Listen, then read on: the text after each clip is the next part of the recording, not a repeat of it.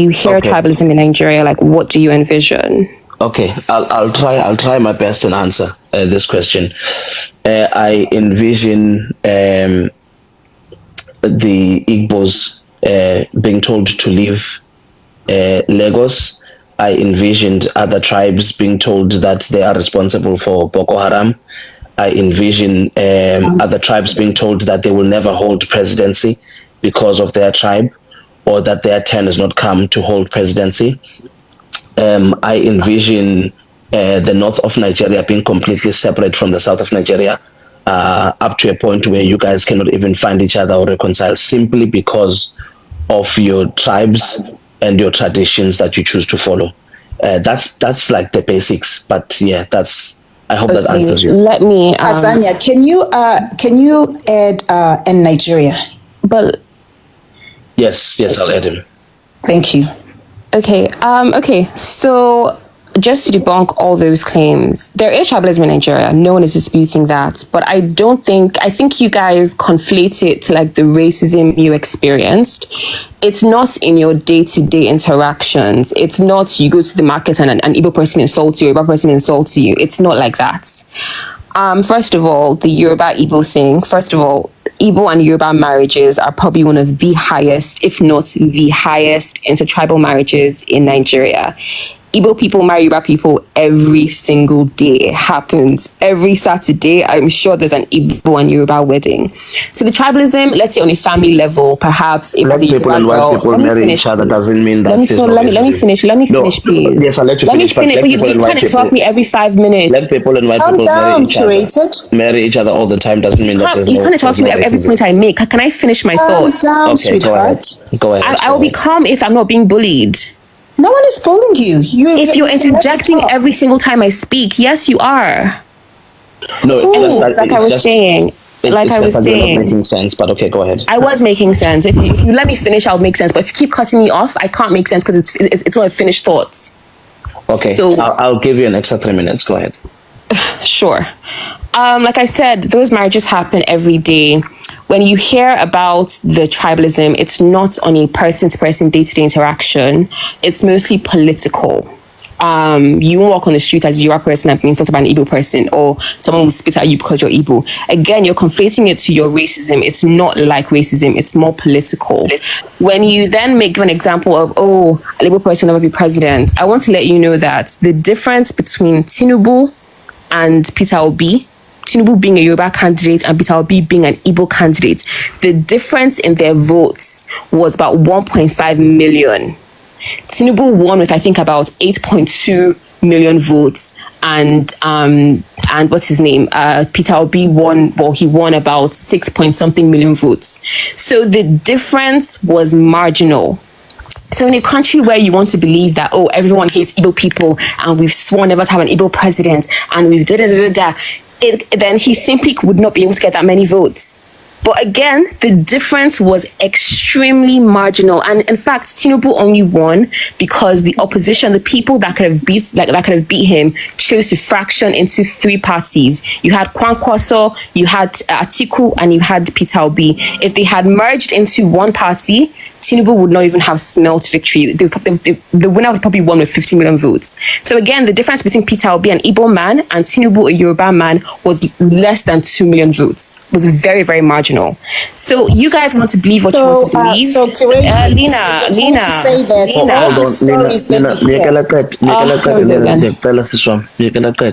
go ahead, continue, curated. You've got 1 minute left. So the difference was very marginal. Like I said, those sentiments or those rhetorics came from a civil war. Any country that's gone through a civil war, you'd hear those sentiments. And there, like I said, there is tribalism in Nigeria, but it's mostly political. You won't be treated any kind of way from a taxi driver or from your trader or in the bank. It's not in your day-to-day interactions. It's mostly political. And even the all Igbo people must leave Lagos was also political. because Tinubu, who is seen as the godfather of Lagos, he lost in Lagos State. Certain radicals and extremists on his side felt like it was the Igbo people that tipped the scales, and they wanted them to leave because of the votes. So that was a very politically driven agenda, and it was not the majority of Lagos. And if anything, it was pushed back and it was shut down. It was not a mainstream thought. It was not a mainstream belief. It was by a radical political group that wanted to see Tinubu win, and Tinubu lost in Lagos State. So again, just to be clear, sorry, let me finish, please. Just to be clear, there is tribalism in Nigeria, but it's not the way you guys envision. It cannot be compared to your racism. It's very, very different. It's very, very political. That's my point. Hold on, JJ, man, kind of rich technique. I'll give you. I don't even know if you are Xhosa or Zulu or what's happening. I just spoke Zulu with you. Just hold on 1 second, my brother. I don't really understand why Curated is trying to explain the existing tribalism. You've already said it exists. In what form it exists is irrelevant. It's not your day-to-day interactions. There's a distinction there. It's irrelevant. And also, Yorubas and Igbos marrying each other. Yorubas and Igbos does not mean that racism does not exist. Number one, black people and white people marry each other all the time. Racism exists. You go to Northern Ireland where the Catholic and the Protestants marry each other all the time. Sectarianism exists.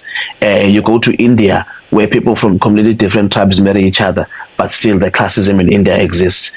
So I don't really understand why you are trying to compartmentalize the tribalism in Nigeria. It exists. It's like I said, it's political and not in your day-to-day interactions. It's political. No. You don't understand the difference. It is in the day-to-day. It's not in the day-to-day. Maybe Josife can tell us because he's on the people ground.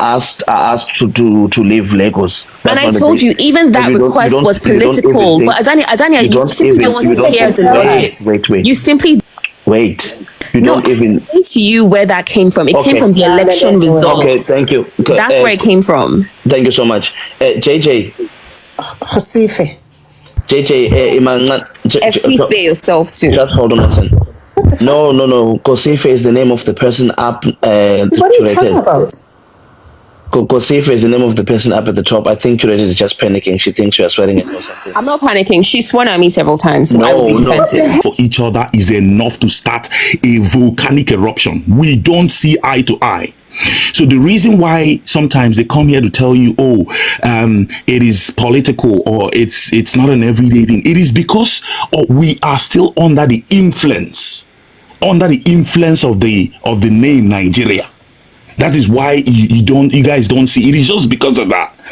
We don't see eye to eye. The everyday, the existing order there is that we don't agree. We don't. It is worse. It is enshrined in their policy, in their constitution. There is something called, in the constitution of Nigeria, there is something called educationally disadvantaged area. There is something called cut-off marks in the constitution.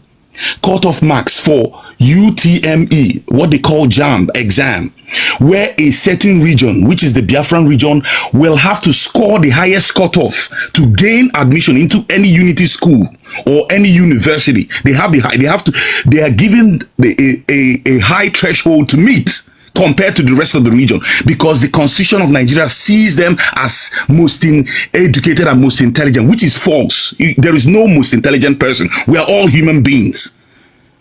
We are all human beings. Now, within their constitution, these things are tribalistic. It is a tribalistic way of segregating a certain people. So when they come here to lie or to be economical with the truth, to tell you, tribalism in Nigeria is just political, they are being economical with the truth. And in some instances, we see it as intellectual dishonesty. These things exist in a day-to-day life. They talk about marriage. That we marry. Don't black people, hopeless black people living in London, don't they marry those useless Oyibo that live in those countries, the ones that don't go to school? Don't they marry them? Every single day as we speak, there is one black person somewhere in Europe marrying Muzungu that is over 90 years old. So does that remove the fact that tribalism or racism exists or doesn't exist? So it doesn't matter, like I said, the umbrella, the fact that Nigeria still exists makes it possible that you see, normally, once the Biafrans leave, you see how much we treat these animals, how we're going to treat them. We are not, what we are saying is tribalism in Nigeria there is no boundary. It is beyond human comprehension. Beyond human comprehension. But they can come here to lie. They can come here, a country where I'm coming. In Nigeria, it is not right for you to address them as animals. On that one, I'll have to correct you. Continue, but please don't address them as animals. I will not. Now, I do not have a reservation when I talk to Nigerians. God help me. I don't. They are very lucky. I understand, but please. All right. In the interest of the people listening, I will continue. And the rules of the platform. If we were on another platform, I was gonna permit, but it's unfair on this platform, and please don't address them like that, because South Africans, they are quiet. But if you are addressing South Africans as equals, as animals, they were going to jump. So let's be fair, please. Don't address them as animals. Thank you. Jose Rastaman. That's all right. I'll continue. Thank you.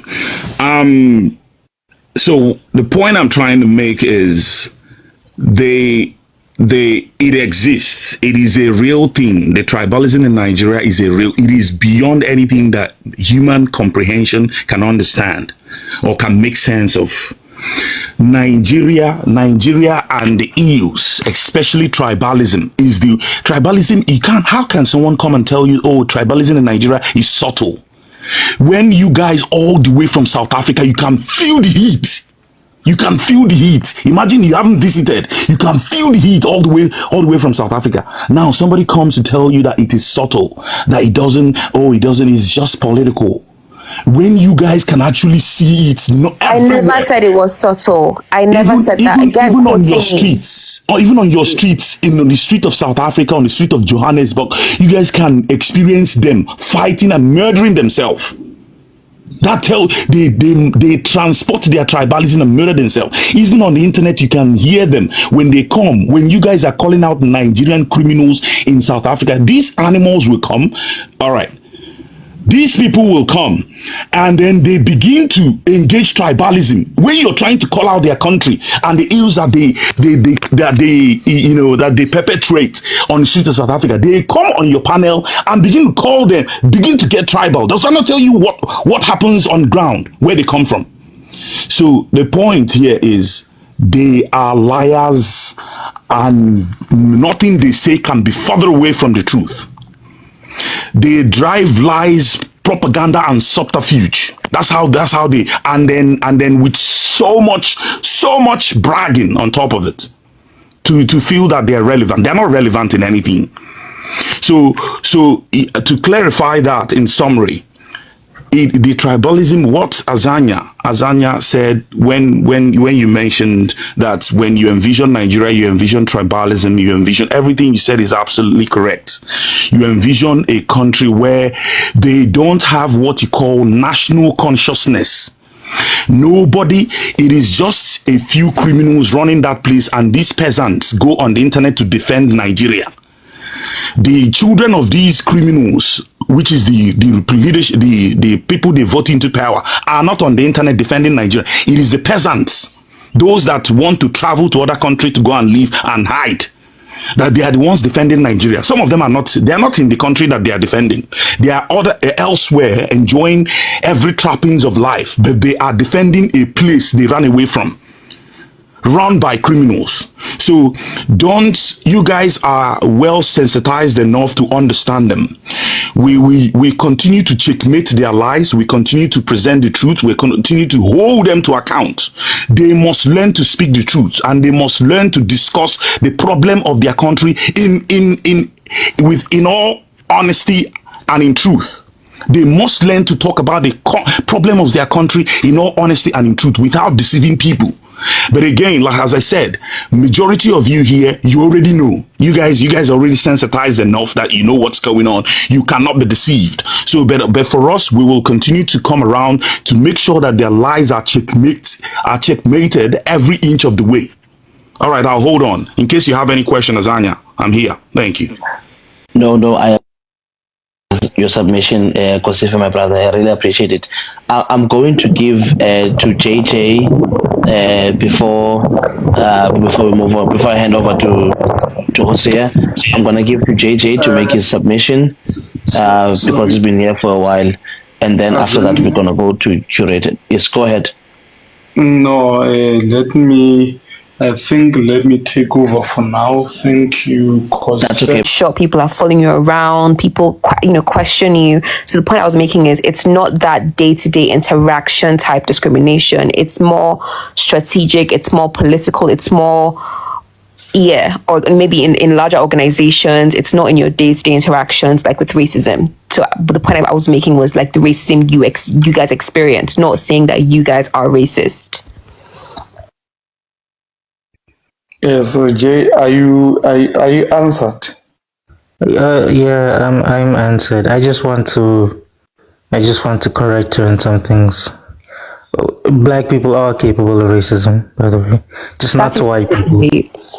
Not to white people, but they are capable of racism. Secondly, stop saying your racism. It's just racism in general. It's just racism in general. You'll find it in the United States of America. It's in Europe. Stop saying your racism as if it's just in South Africa. All right, no problem. They are saying, stop saying your racism as if it's only in South Africa. So he wants you to say racism, not your racism, meaning to say even anywhere in the world there is racism. Even where curated might be, I don't know where you are because I don't usually share people's personal information because I don't know anybody's personal information. Chances are you are in Nigeria, chances are you are in Kenya, chances are you are in UK, chances are you are in Australia, chances are you are wherever. But there is racism anywhere in the world. This is what he's saying, that it's not fair for you to say your racism, rather say racism. 24, thank you for coming. Is affecting you personally. You become very passionate about it. And when you see children, or rather the youth, being eradicated, as a mother, you really start to worry. So what we are fighting for here is not a willy-nilly. It's very valid and it should be respected, whether you like South Africans or you have your own dislike for South Africans. It's just something that needs to be told, and it's something that needs to be told by South Africans, not by anyone. And I do not expect it to be minimized, because the minute someone comes from the outside and minimize our pain, that is total disrespect. So what we are doing here, we are spreading awareness, and I will keep saying. And I'm very happy that there are spaces like this where we are able to share what our communities or our families are going through. So social media, for sure, it has united people, and then it has made other people feel very defensive because they don't want to sit in with the truth. And we will continue speaking our truth until we are being heard. We are not going to be suppressed just because people have their own issues with taking in the truth. No problem. Lena, I did hear you. Family, this year, moderators who are married, and who are on South African time, I will try not to allow them to run their lives during the night.